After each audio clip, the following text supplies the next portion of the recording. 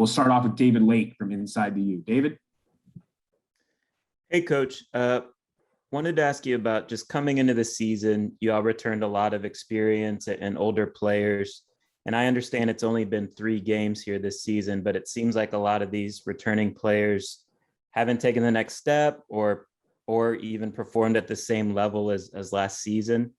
Are you concerned at all with the player development going on in relation to the older players right now? Understanding it's only been 3 games this year, though. Like player development in what way? I think I'm sensing your angle, but say more about that. Just seems like a lot of older guys aren't taking the next step in terms of improvement from what we saw of them last year. Right. So did they? And I'm with that point. But if you're asking in terms of player development, did they take the step last year? I mean, you know what I mean? Like was there, you know? I guess there's a suggestion that there's not player development going on. Or well, I'm trying to understand.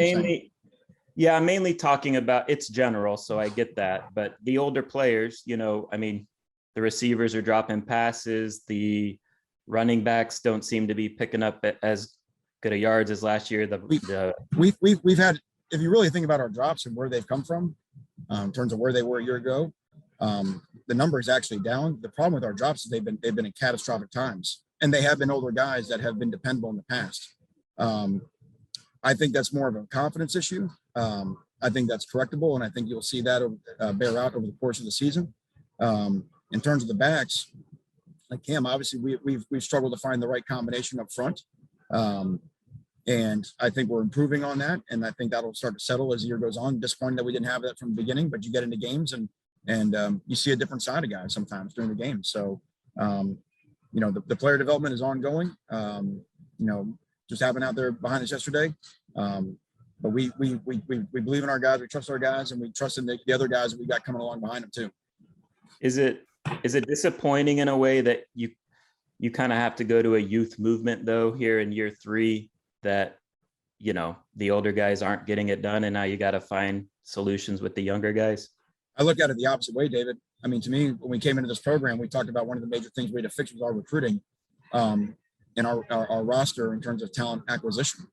So again, we still think we've got older guys that can do it for us. But I mean, the future of this program is in these last couple of classes and the class that we've got on the hook right now. So that I don't know why that would be disappointing. If anything, it's the other way around.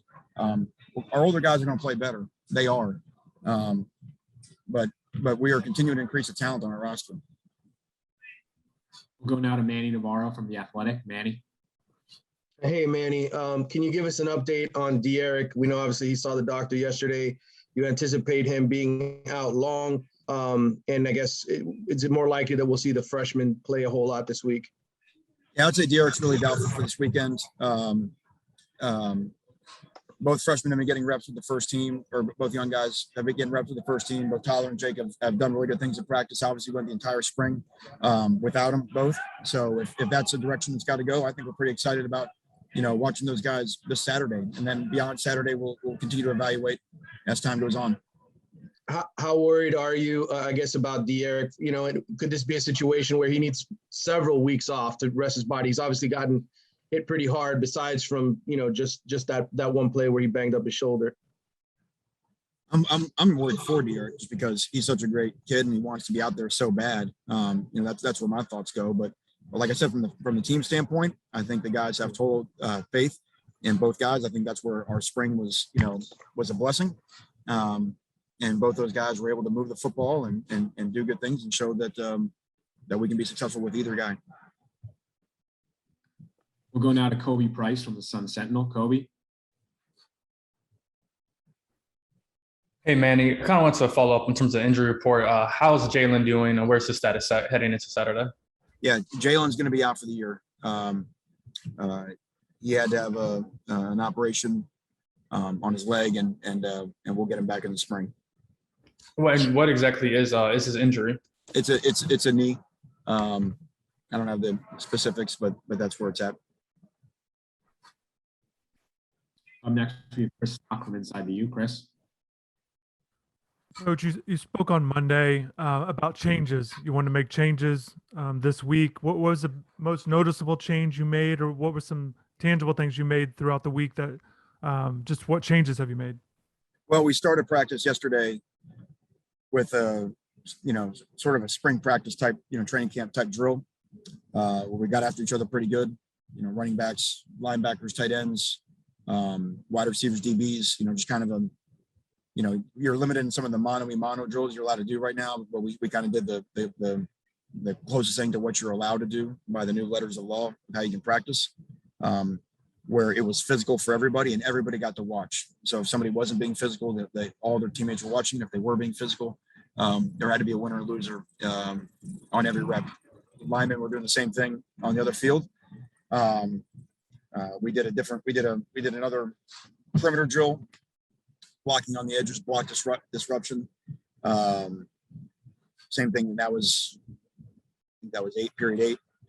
Just guys getting after it. And then what we saw from that point on is that our competitive drills, our competitive team drills against each other, and even our scout team periods, which is really, that's probably we need the most. We're limited a lot of times with our numbers, and the walk-ons we have do a great job, but they're limited in number. So we do a little bit more work against each other than we normally do, and we got after each other pretty good. And then our scout team periods were probably the best they've been in terms of the physicality there. So it wasn't imagined. The players, they sensed it, and then they were able to follow up today with another good Wednesday practice. And just any changes with the coaching staff or your approach on how you guys go about a week, either game preparation or film, anything different coaching wise? Not sure what you're asking, but no. We're now to Tim Reynolds from the Associated Press. Tim. Manny, I'm sorry I jumped on a little bit late. If this were a conference game, would that change De'Eric's status at all, or is he just unable to go no matter the opponent? No, because he hasn't really been able to practice the last couple of days. So, unless something changes by tomorrow, at this point, that's what I said. I'm just going to leave him as doubtful, and the two other guys have gotten all the reps. Thank you. Last question comes from Susan Miller-Degnan for Coach Diaz. Susan. Hey, Manny.